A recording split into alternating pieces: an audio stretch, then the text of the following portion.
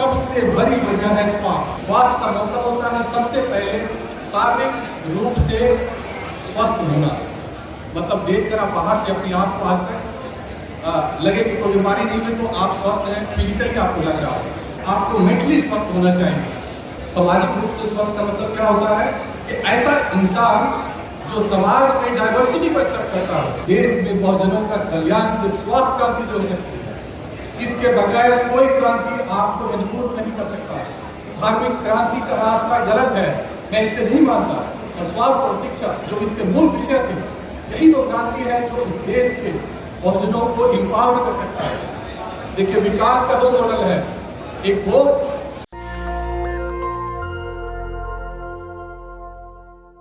आंदोलन 2014 में आमरण अनशन के रूप में मैंने शुरू किया और लगातार 15 दिन तक आमरण अनशन किया और मांग क्या थी? स्वास्थ्य के मौलिक अधिकार। ये दुनिया का अद्भुत और अनोखा आंदोलन था जो किसी ने दूसरे के अधिकार में नहीं किया। ये आंदोलन स्वास्थ्य के अधिकार में है और ये लड़ाई क्यों लड़ी गई आप इसको समझना पड़ेगा। और इससे जिस वर्ग और जिस समाज की कैसे जीवन रेखा जो है वो दूसरी को पलट सकती है। और मेरे जैसा पढ़ा लिखा व्यक्ति 3 बार आमरण अनशन क्यों किया, क्यों 14 महीने बनारस हिंदू यूनिवर्सिटी में सस्पेंड रहा और उसके बाद भी अपने आंदोलन को जारी रखा और आज भी जारी रखा है। ऐसा नहीं कि उसके बाद टूट गया, 14 महीने सस्पेंड रहा, फिर नौकरी ज्वाइन की और फिर आज भी आंदोलन जारी है। जारी इसलिए है कि इस देश में बहुजनों का कल्याण सिर्फ स्वास्थ्य क्रांति से हो सकती है। इसके बगैर कोई क्रांति आपको मजबूत नहीं कर सकता। धार्मिक क्रांति का रास्ता गलत है, मैं इसे नहीं मानता। और स्वास्थ्य और शिक्षा जो इसके मूल विषय थे, यही तो क्रांति है जो इस देश के बहुजनों को इंपावर कर सकता है। देखिए, विकास का दो मॉडल है, एक वो जो वर्टिकल मॉडल है जहां पर हम हमारे दो पैदा होते हैं जो आज देश में पैदा हो रहा है, और विकास का दूसरा मॉडल है जिसको हॉरिजॉन्टल मॉडल कहते हैं। वो सिर्फ शिक्षा और स्वास्थ्य के मौलिक अधिकारों से वापिस की जाती है। इसे हॉरिजॉन्टल डेवलपमेंट कहते हैं। हॉरिजॉन्टल डेवलपमेंट क्या होता है कि ज्यादातर लोग समाज में समृद्ध और विकसित हो। विकसित ना सिर्फ धन से बल्कि ज्ञान से, अपने मन से और स्वास्थ्य। और स्वास्थ्य हम सबका मसला क्यों है, सबका मसला क्यों है, ये समझना बहुत जरूरी है। जो भी आदमी मनुष्य रूप में पैदा लिया है वो एक न एक दिन मरेगा ही, ये निश्चित है। भले ही आज जो पता नहीं जो अपने आप को भगवान कहते हैं, अवतार कहते हैं, इनको ये भ्रम है कि वो मरेंगे नहीं, लेकिन वो भी मरेंगे। जो शुरू हुआ है उसका अंत होगा ही, लेकिन अंत की प्रक्रिया होती है। और वो शुरू कहाँ से होता है? एक कोई न कोई आपको बीमारी होती है आपके समाज में, आपके परिवार में। मैं जानना चाहता हूँ कि इसमें से कितने लोग स्वस्थ हैं। कृपया हाथ उठाकर बताएं जिनको ये भ्रम है कि आप में से कितने लोग स्वस्थ हैं। मैं जानना चाहता हूँ इस चीज को। प्लीज हाथ उठाकर बताएं जो स्वस्थ है। देखिए, मात्र 4-5 आदमी हाथ उठा रहे हैं जो स्वस्थ है। और मैं कह सकता हूँ दाऊद साहब कि आप भी स्वस्थ नहीं है। इसलिए मैं कह रहा हूँ कि स्वस्थ नहीं है क्योंकि आपको स्वास्थ्य का जो डेफिनेशन है वो मालूम नहीं है। स्वास्थ्य का डेफिनेशन क्या है वो पहले समझिए कि स्वास्थ्य का मतलब क्या होता है। स्वास्थ्य का मतलब होता है सबसे पहले शारीरिक रूप से स्वस्थ होना। मतलब देखकर आप बाहर से अपनी आँख को आज तक लगे कि कोई बीमारी नहीं हुई तो आप स्वस्थ हैं, फिजिकली आपको लग रहा है। लेकिन यहाँ एक डायमेंशन है स्वास्थ्य। स्वास्थ्य के 4 डायमेंशन है। दूसरा डायमेंशन है आपको मेंटली स्वस्थ होना चाहिए। आप बताएं देश में कितने लोग मानसिक तौर पर स्वस्थ हैं? कितने लोग? 1 आदमी, 2 आदमी मानसिक रूप से स्वस्थ है, 3 आदमी। लेकिन मैं डाउट करता हूँ कि आप मानसिक रूप से स्वस्थ हैं, क्योंकि मानसिक स्वास्थ्य का जो मतलब होता है वो बहुत ही विस्तृत है। उसमें क्या है, हम किसी के प्रति भेदभाव नहीं रखते, हम सबको समान मानते हैं, सभी मानव को मानव की तरह ट्रीट करते हैं और हमें किसी तरह का तनाव नहीं है, ना ही तो बच्चों से, न पत्नी से, न समाज से, न किसी और से। क्या आप ऐसा है? तो मुझे तो नहीं लगता कि आप स्वस्थ हैं। तीसरा डायमेंशन होता है सोशल डायमेंशन, सामाजिक रूप से स्वस्थ। सामाजिक रूप से स्वस्थ का मतलब क्या होता है कि ऐसा इंसान जो समाज में डाइवर्सिटी को एक्सेप्ट करता हो। आज इस देश में तो हर चीज एक होता है, एक नेता, एक कानून, एक देश, ये एक धर्म, बस यही सब है। तो क्या उनको जो सत्ता में लाए हैं इस देश में किसी यहाँ के लोगों ने वोट देकर लगा लाया होगा? तो क्या वो स्वस्थ हैं जो दूसरे के प्रति नफरत रखते हैं? और इस देश में वो जो बीमार लोग हैं वो किस मुद्दे के क्यों है? आप बताएं, क्या वो स्वस्थ हैं? क्या हम स्वस्थ हैं? और उसके बाद ही एक अलग डायमेंशन है, जो फोर्थ डायमेंशन है, वो स्पिरिचुअल रूप से आप स्वस्थ होना चाहिए। स्पिरिचुअल रूप से तो फिजिकल स्वस्थ होना चाहिए, मेंटल स्वस्थ होना चाहिए, सामाजिक तौर पर स्वस्थ होना चाहिए, और साथ साथ स्पिरिचुअल तौर से भी स्वस्थ होना चाहिए। स्पिरिचुअल स्वस्थ क्या है? जो अपने इंडिविजुअल के, जो कि उनकी धर्म आस्था और जो कि है अपनी संस्कृति है उसके प्रति वो जागरूक है और उसको वो सम्मान करते हैं, और उस संस्कृति को दूसरे भी संस्कृति को सम्मान करते हैं। कितने लोग हैं ऐसे जिनको नहीं लगता कि मेरा ही बेहतर है, उसका खराब है? क्या हम स्वस्थ हैं?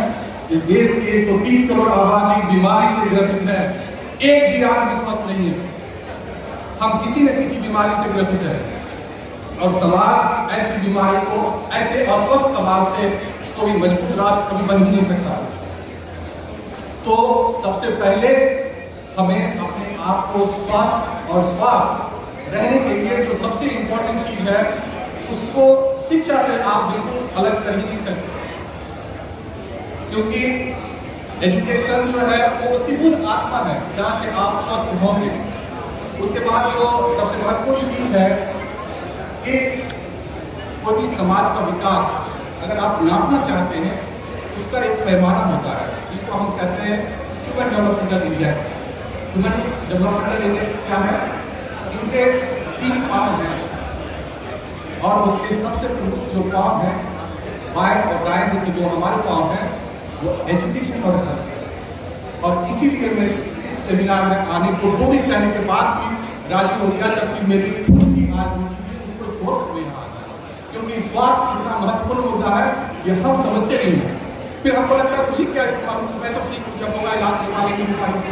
नहीं, ऐसा बिल्कुल भी नहीं है। इस देश में गरीबी की सबसे बड़ी वजह है स्वास्थ्य। लोगों को नहीं पता है।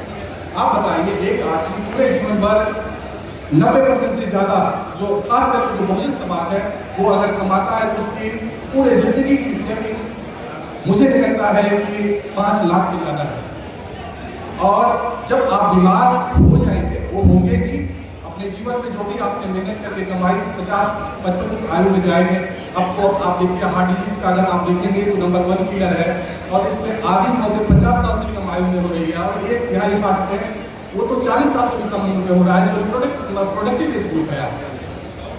तो आप जब मेजॉरिटी जब आप अपने पैसे कमाते हैं जीवन भर में, जहाँ 40-50 के होते हैं, कोई बीमारी आपको आ जाती है, ब्लड प्रेशर, शुगर, डायबिटीज, खान-पान के कैंसर, मोटापा और 50 तरह की बीमारियाँ आ जाती है।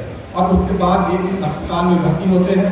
अभी सब मुझसे बात हो रही थी, सब मुझे बताया कि मेरे पिताजी जो है अभी कुछ दिन पहले उनको हार्ट में परेशानी हो गई और अस्पताल में भर्ती हुए। ये लगते हैं सरकारी अस्पताल में भर्ती हुए, अगर निजी अस्पताल में वही दिन भर्ती होते तो सब मुझे आज सरकार होते और अपनी जमीन बेच चुके होते। इसीलिए हेल्थ फॉर ऑल क्यों जरूरी है? क्योंकि न सिर्फ ये सामाजिक, सार्वजनिक, मानसिक और स्पिरिचुअलिटी के लिए बेहतर है, बल्कि आपको आर्थिक रूप से करने के लिए भी सबसे महत्वपूर्ण चीज है। इसलिए इस डायमेंशन को भी आपको सोचना पड़ेगा। उसके बाद आपने टॉपिक रखा था कि डिजिटल हेल्थ क्या इस डिवाइड को दूर कर देगा, जो आज समाज में जो विसंगतियां हैं, जैसे हमने जो आंदोलन किए थे उसकी बहुत सारी मांगे थी और सरकार धीरे धीरे उन मांगों पर कुछ कर रही है। जैसे एक पहला मेरा मांग था कि हर 3 से 5 करोड़ आबादी पर एक एम्स होना चाहिए। जो एम्स बने, बहुत सारे एम्स बने। उसके बाद हमारी मांगे थी कि टोटल बजट का 10% जो है हेल्थ के ऊपर खर्च करना चाहिए, चाहे वो सेंट्रल गवर्नमेंट हो चाहे स्टेट गवर्नमेंट हो, कम से कम 10 करोड़। अरविंद केजरीवाल जो उनका आंदोलन असली क्या था आप लोग को पता होगा, वो एंटी करप्शन मूवमेंट से चल रहे थे।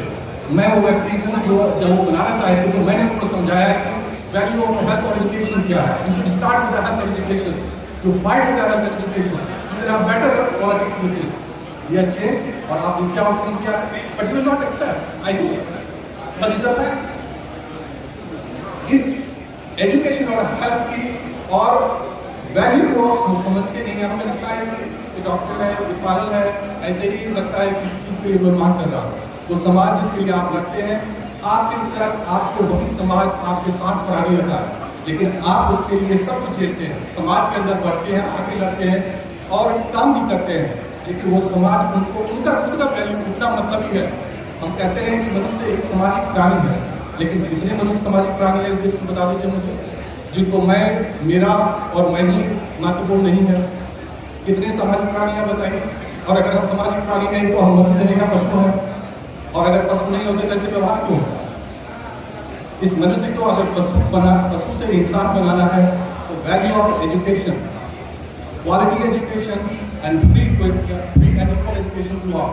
डिजिटल डिवाइस जो है, आज कोई भी टेक्नोलॉजी आप लाएंगे, हर समय जो ऊपर है वो ऊपर ही खा जाएगा, हर चीज को आपसे बेहतर ही रहेगा। इस डिवाइड को एजुकेशन ही खत्म कर सकता है। Equal education system, quality education system और क्वालिटी हेल्थ केयर से अगर आप स्वस्थ होंगे तो आपके जो, अगर इस दोनों को free, equal and quality education and educated health को अगर जो आंदोलन है जो आपने लिखा है ये अगर लागू किया जाए तो यही बहुजन समाज की पूरी जो राजनीति है, पूरी जो मजबूती है उसको खड़ा कर सकता है। यही आपकी विषमताओं को खत्म कर सकता है, यही जाति व्यवस्था को खत्म कर सकता है, और मात्र यही सॉल्यूशन है। Thank you. नेशनल दस्तक की आपसे गुजारिश है कि अगर इसको बचाना चाहते हैं तो नेशनल दस्तक को सब्सक्राइब करने के लिए रेड कलर के सब्सक्राइब बटन को दबाएं, फिर बेल आइकन की घंटी दबाएं। नेशनल दस्तक को बचाने के लिए बहुत जरूरी है कि हर खबर को शेयर करें, लाइक करें, कमेंट जरूर करें।